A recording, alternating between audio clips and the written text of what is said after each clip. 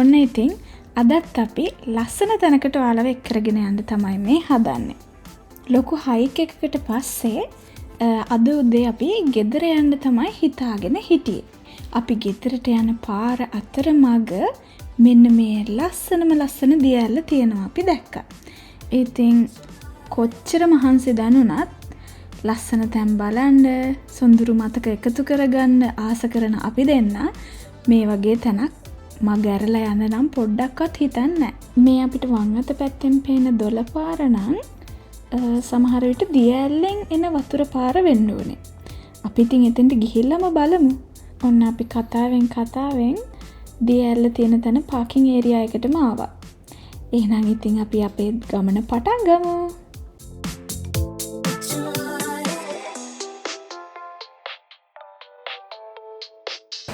ඔන්න ඉතින් අපිට ටිකක් මහන්සි වුණා. අපි යන පාරේ කිලෝමීටර් 10ක් විතර දුරින් තියෙන මේ දියැල්ල බලන්න අපිට එන්න හිතුණා. මොකද අපි අය මේ පාරේ එන්න අදහසක් නැති නිසා.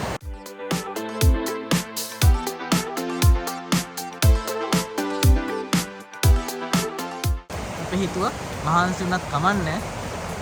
මොකද මෙතන මං හිතන්නේ මීටර 200ක් 250ක් වගේ තමයි උඩට යන්න තියෙන්නේ. පොඩි කන්දක් නගින්න තියෙනවා. හැබැයි ඒත් මේක බලලා යන එක හොඳයි කියලා හිතුණා.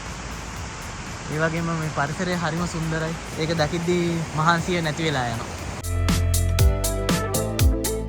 අපි ඉතින් ගිහින් බලමු කොහොමද දියැල්ල කියලා.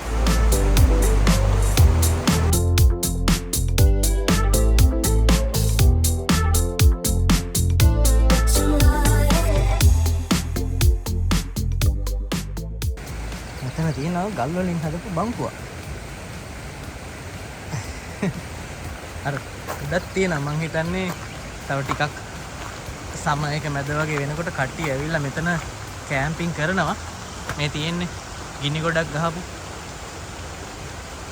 කට්ටිය මෙතන ඇවිල්ලා බාබකියු එහෙම දානවා ඇති.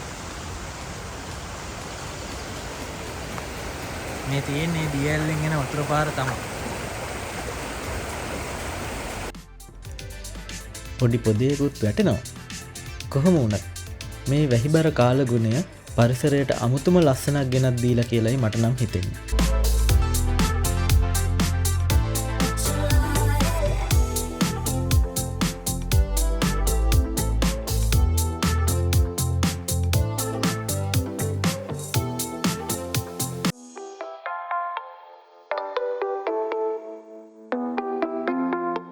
අපි දැන් අමාරු ටික නැගලා කිට්ටුවට වගේ ඇවිත් තියෙනවා. එතනින් ගහලා තියෙනවා. දැන් අපිට පේනවා දියැල.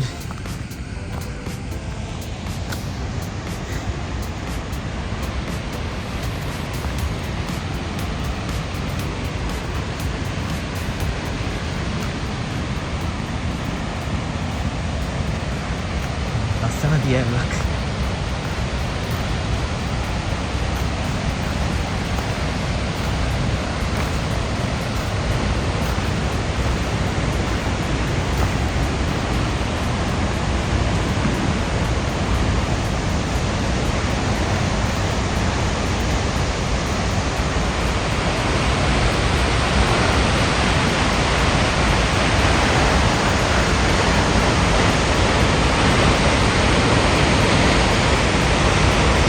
පාඩුන හරිම ලස්සන දියැල්ල.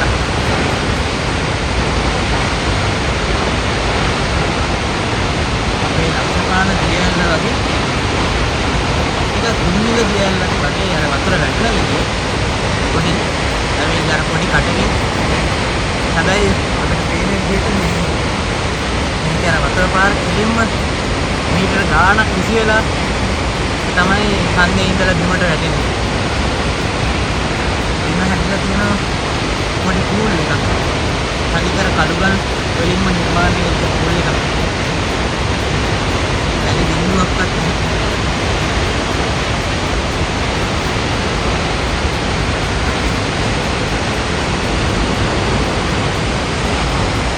හරිම ලස්සනයි.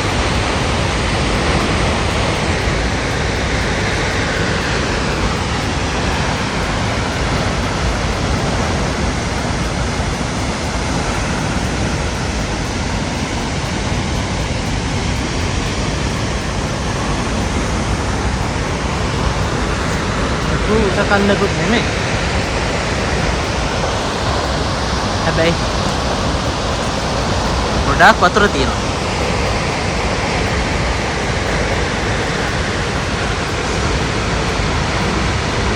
ඉතින් අපි කන්ද මුදුනට නැවිල්ලා පොඩි වීඩියෝ එකක් ගත්තා. හරිම ලස්සනයි.